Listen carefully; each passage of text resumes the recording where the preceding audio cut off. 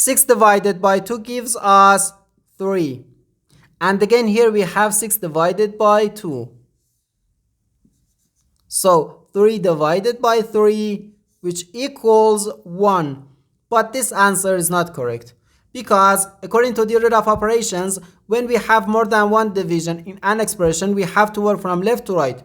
So here first we have to do this division, then this division, and finally this division. If we do this division before this division, it is wrong.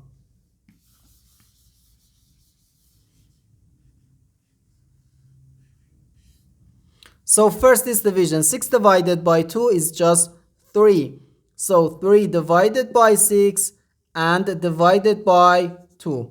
Now we have to do this division. 3 divided by 6 can be written as 3 over 6.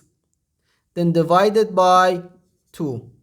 No, 3 divided by 3 is just 1, and 6 divided by 3 equals 2. So we have 1 over 2 divided by 2. Now, according to the KCF rule, K stands for keep, C stands for change, and F stands for flip. We can write keep the first fraction, change division to multiplication, and flip the second fraction. So we have 1 over 2 times 1 over 2, which equals 1 over 2 times 2 gives us 4. 1 over 4. And this is our final answer to this problem.